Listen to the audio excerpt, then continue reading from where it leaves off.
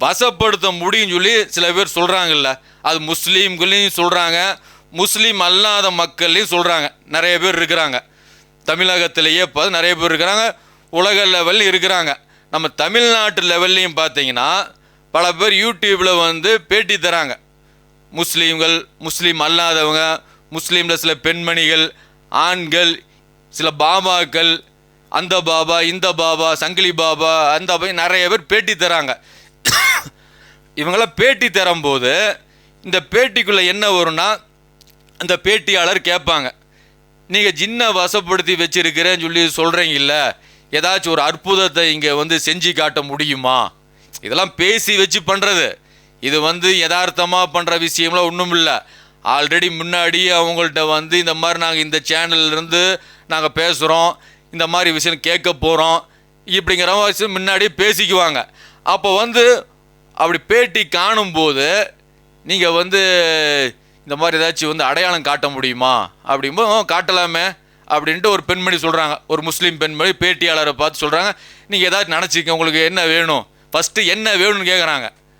உங்களுக்கு என்ன வேணும் அப்படின்னு கேட்கும்போது அவங்க ஜின்னு வச்சுருக்காங்களாம்மா, உங்களுக்கு என்ன வேணும்னு சொல்லி கேட்கும்போது அந்த பேட்டியாளர் ஒரு 10 கிலோ தங்கத்தை கேட்டிருக்கலாம். அவங்க அதை கேட்கல, அவங்க அமைதியாகவே அப்படி இருக்கும்போது அப்போ வந்து பார்த்தீங்கன்னா ஒரு திருநூறு இருக்குது, சந்தனம் இருக்குது, அதே மாதிரி குங்குமம் இருக்குது. சித்தர்கள், முஸ்லீம் பேசுகிறது சித்தர்கள், சித்தர்கள் இதெல்லாம் கொண்டு வருவாங்க. அப்போ இவங்க படிக்கிற புக்கெல்லாம் எதுன்னு கேட்டிங்கன்னா, இந்த மாதிரி சித்தருங்கள் பேரில் வந்து உள்ளவங்க எழுதின புக்கு, மாந்திரிகம் சொல்லி காஃபீர் எழுதின புக்கு தான் முஸ்லீம்கள் படிச்சுக்கிட்டு நாங்கள் ஜின்னை வசப்படுத்தி வச்சுருக்கோம் சொல்லி பேசுகிறாங்க. குரானுடைய நாலேஜும் கிடையாது, ஹதீஸுடைய நாலேஜும் கிடையாது, அல்லானா யாருன்னு தெரியாது, அல்லாவுடைய ரசூல்னா யாருன்னு தெரியாது, வெறுமனே முஸ்லீம் பேர், முஸ்லீம் பேரை வச்சு இந்த மாதிரி பயன்படுத்துகிறாங்க. பயன்படுத்தி என்ன பண்ணுறாங்க, அந்த பேட்டியில் இப்படியே கையை வைக்கிறாங்க. கையை வச்சு அவங்க வந்து தரேன் அப்படிங்கும்போது உங்களுக்கு சந்தனம் தரட்டுமா அப்படின்னு கேட்குறாங்க. இது ஆல்ரெடி வந்து தெரிஞ்ச விஷயம். இப்படி கையை வச்சு இப்படிங்கிற மாதிரி இது பண்ணி ஒரு நடிப்பு நடித்து இப்படிங்கும்போது சந்தனம் அப்படியே தூவி விடுறாங்க. அப்போ சந்தனத்தை தூங்குற தங்க பொடியை தூவி விடலாம்ல, தங்க கட்டியை வந்து அதை பொடி பண்ணி அதை அந்த பெண்மணி கொடுத்துருக்கலாம்ல. அப்போ இது முடியாது, இந்த மேஜிக் செய்ய முடியும், இந்த ட்ரிக்கு காட்ட முடியும், இது முடியும், இது முடியாத விஷயம் இல்லை, இது அதுக்குரிய செட்டிங்ஸில் பண்ண முடியும். அப்போ வந்து இந்த அதாவது வந்து ஜின்னை வசப்படுத்தி இருக்கிறேன், எங்கிட்ட ஜின்னு இருக்குது, எனக்கு ஃப்ரெண்டாக இருக்குது அப்படின்னு சொல்லக்கூடிய அந்த பெண்மணி கையை இப்படி வச்சிருக்கலாம்ல, இப்படி நேராக வச்சு பாருங்கள், என் கையில் எதுவுமே இல்லை வந்து பாருங்க, இவ்வளோ பேர் சந்தனம் வந்து உழுவு போதுப்பா காட்டலாம்ல, அப்படி காட்டலை. இதுக்குள்ளே வச்சிருக்கிறேன், விரலுக்குள்ளே சில ட்ரிக்கெலாம் பண்ண முடியும், தந்திரம் பண்ண முடியும், இதை வச்சு இப்படி பண்ணுறாங்க. இல்லையா, அந்த பேட்டியாளர்கிட்டயே உங்கள் கையில் ஒன்றும் நல்லா பார்த்துக்குங்க, உங்கள் கையை நீட்டுங்க, கையில் வந்து என்னுடைய ஜின் நண்பர் வந்து கொண்டு வந்து நீங்கள் கேட்கக்கூடிய பொருள் குறைஞ்சபட்சம் சந்தனம் கொடுக்க போது பாருங்கன்னு சொல்லலாம்ல. அப்போ என்னன்னு கேட்டால் இதெல்லாம் மக்களை வந்து மடையர்களாக்குறது. அப்போ ஜின்னு வந்து அந்த சந்தனத்தை வந்து எங்கேருந்து உற்பத்தி பண்ணுச்சு, எங்கே வாங்குச்சு, இல்லை திருடிட்டு வந்துச்சா, இதெல்லாம் நம்ம கேட்கறதுக்கான விஷயம் எதுவுமே இல்லை. இந்த மாதிரியான ஒரு வெரைட்டி இருக்கிறாங்க. இன்னும் சில பேர் என்ன பண்ணுவாங்க கேட்டிங்கன்னா, பேட்டி நடுவில் அப்போ ஜின்னு நீங்கள் வச்சிருக்கீங்கன்னு சொல்கிறீங்களே, இங்கே காட்ட முடியுமா அப்படின்னு கேட்கும்போது இந்த தேங்காவை வச்சு நிறைய விஷயங்கள் வந்து ட்ரிக் நடக்குது. அதில் வந்து வச்சுக்கிறாரு தேங்காய் வச்சு பாருங்க, எதுவே பண்ணல பாருங்கள், 2 கையும் பார்த்துங்க, இப்படி கையை காட்டுறது, கையை வச்சு பாருங்கள், தேங்காய் எடுத்து அவங்களும் ஆல்ரெடி தேங்காய் வச்சுருக்கிறாங்க, பேட்டியாளரும் ஆல்ரெடி தேங்காய் வச்சுருக்கிறாங்க.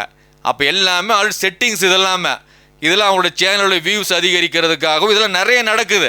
அப்போ என்னென்ன மக்கள் வந்து ஒரு கோணம் தான் பார்க்குறாங்க, இந்த ஒரு பக்கத்தை தான் பார்ப்பாங்க, பின்னாடி ஒரு பக்கத்தை பார்க்க மாட்டாங்க. ஒரு நாணயத்துக்கு 2 பக்கம் இருக்கும், ஒரு பக்கத்தை மட்டுமே பார்த்து முடிவு பண்ணக்கூடிய ஒரு நிலையில தான் இன்றைக்கி பெரும்பான்மையான மக்கள் இருக்கிறாங்க அறியாமல். அப்போ என்ன பண்ணுறாங்க பாருங்கள், ஒன்றுமில்ல பாரு, தேங்காய் எடுத்து வச்சு தேங்காய் பாருங்கள் உருளுது பாருங்கள் இப்படிங்கிறது.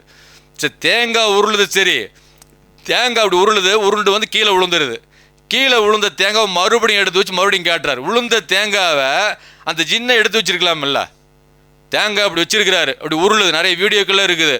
அப்போ வந்து பார்த்தீங்கன்னா இப்படி வச்சிருக்கிறாரு, தேங்காய் அப்படியே லைட்டாக இதாகுது, மூவ் ஆகி இப்படி வரும்போது அப்படி இந்த பக்கம் வந்து விழுந்துருது. உளுந்த தேங்காய் மறுபடியும் எடுத்து வச்சு இவர் காட்டுறாரு அந்த ஜோசிக்காரர்.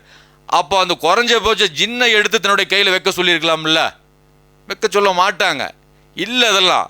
அப்போ அதே மாதிரி பார்த்தீங்கன்னா இவங்க வந்து ஒரு நல்ல காஞ்ச ஒரு இலை இருக்குது. அந்த காஞ்ச இலையை ஒரு கையில் வச்சு நம்ம ஊதுனா என்ன ஆகும்? பறந்துடும். அப்போ அவர் அந்த மாதிரி போட்டிக்கு வரமாட்டார். அந்த காஞ்ச இலையை ஒரு கையில் வச்சு நம்ம ஊதி விட்டா அது ஜின்னு பிடிச்சிக்கணும், பறக்கக்கூடாது. பண்ண முடியுமா? பண்ண மாட்டாங்க.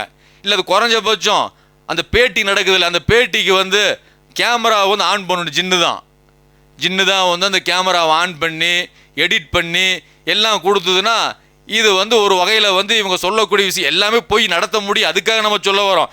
இப்போ என்னன்னு கேட்டிங்கன்னா, இது எல்லாமே பண்ண மாட்டாங்க. இந்த மாதிரி ஒரு தேங்காய் இந்த மாதிரி ட்ரிக் பண்ணுறவங்க நிறைய பேர் இருக்கிறாங்க. நீங்கள் பார்த்தீங்கன்னா மேஜிக் கிளப் டைனமிக்னு ஒரு ஆள் இங்கிலாந்தில் இதை மீறின மேஜிக்லாம் பண்ணுவோம். இப்படி இவங்க பண்ணுறாங்கன்னு சொல்கிறாங்க. தேங்காய் வச்சு பார்த்து தேங்காய் உடையிற மாதிரிலாம் பண்ணுறா. அப்படி கண்ணில் பார்த்தோன்னா தேங்காய் உடையிற மாதிரி அந்த மாதிரி மேஜிக் நிறைய இருக்குது. தமிழ்நாட்டில் நிறைய பேர் இருக்கிறாங்களா. இப்போ ஜெகதீஷ்னு சொல்லி ஒரு ஆள் வந்து ஒரு சகோதரர் வந்து அந்த மாதிரி வந்து மேஜிக் பண்ணுறாரு. அதே மாதிரி இப்போ விக்கி கிரீஸ்ங்கிற நிறைய ஒரு லிஸ்ட்டே இருக்குது. இந்த அதாவது இவங்க பண்ணுற மேஜிக் வந்து மேஜிக்னு சொல்லி பண்ணுறாங்க, தந்திரம் சொல்லியே பண்ணுறாங்க. இவங்க என்ன பண்ணுறாங்கன்னா மந்திரம்னு சொல்லி சில தந்திரங்கள்லாம் கற்றுக்கிட்டு வந்து இதை தான் பண்ணிகிட்டு இருக்கிறாங்க. அப்போ எந்த அளவுக்குன்னு பார்த்தீங்கன்னா, உங்களுக்கு நாங்கள் ஜின்னை வச்சுருக்குறோம், நீங்கள் வந்து ஒரு பங்கு சந்தையில் வந்து நீங்கள் எப்படி காசு போடணும், ஒரு பாபா பேசுகிறாரு. பங்கு சந்தை நிலவரமெல்லாம் எங்களுக்கு நல்லா தெரியும். அதே மாதிரி பார்த்தீங்கன்னா கிரிப்டோ கரன்சின்னு இருக்குல்ல, இதெல்லாம் வந்து கூடுதல் குறைவெல்லாம் எப்படி தெரியும் அப்படின்னா, எங்கள் கிட்ட நீங்கள் கொடுங்க, நீங்கள் எதில் இப்போ வந்து காசை போடணும், எதில் போடக்கூடாது, எப்போ லாபம் வரும், எப்போ வந்து நமக்கு வந்து ஒரு பெரிய அளவுக்கு வந்து தூக்கி விடும், இதை எல்லாமே எங்களால் கணிச்சு சொல்ல முடியும். எங்கனால இல்லை, நாங்கள் வச்சுட்டு ஜின்னால் முடியும் அப்படிங்கிறாங்க. அப்போ வந்து இது என்னன்னு கேட்டிங்கன்னா, மக்களை வந்து அதை ஆன்மீகத்தில் இருக்கிறவங்கள வந்து மடையர்களாக்குறது, முட்டாளாக்குறது, அவங்களோட அறிவை வந்து ஒன்றும் இல்லாமல் ஆக்கி அல்லாவுக்கும் மக்களுக்கும் உள்ள தொடர்பை துண்டிக்கும் விதமாக தான் இவங்களோட நடவடிக்கை இருக்கும். இவங்க பக்கம் இழுத்துக்கிட்டே இருப்பாங்க. 1-2 விஷயங்கள் நடந்திருக்கலாம், நடந்த உடனே பார்த்தீங்களா இது எல்லாமே நாங்கள் சொல்கிறபடி நடக்குது பார்த்தீங்களா, அப்போ எல்லாமே இங்கே கண்ட்ரோலில் இருக்குது.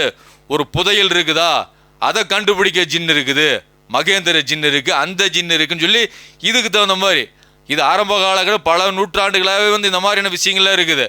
ஜின் இருக்குது அப்படின்னு சொல்லி ஒரு புதையல் இருக்குதா, புதையல் இருக்கிற இடம் ஜின்னுக்கு தெரியும். ஆனால் ஜின்னுக்கு வந்து ஒரு சொட்டு ரத்தத்தை கொடுத்துடணும், அந்த புதையலை எடுத்துடணும். எடுக்கும்போது ஒரு சொட்டு ரத்தத்தை கொடுத்தா நமக்கு வந்து ஜின்னு வந்து அந்த புதையலை வந்து வசப்படுத்தி கொடுத்துரும். ஒரு திருட்டு போன பொருளா எங்கே இருக்குன்னு கண்டுபிடிச்சி கொடுக்கும். கணவன் மனைவி பிரச்சனையா எல்லாமே பண்ண முடியும், எல்லா விஷயங்களும் சரி செய்ய முடியும். இப்படிங்கிற மாதிரி விஷயத்தை வந்து இந்த ஜின்கள் வந்து செய்யக்கூடிய வேலைகள்னு சொல்லி ஜின்களை வந்து நாங்கள் வசப்படுத்தி வச்சிருக்கிறோம் அப்படின்னு சொல்லக்கூடியவங்க ஜின் எந்தெந்த மாதிரி வேலைகள் செய்து பாருங்க.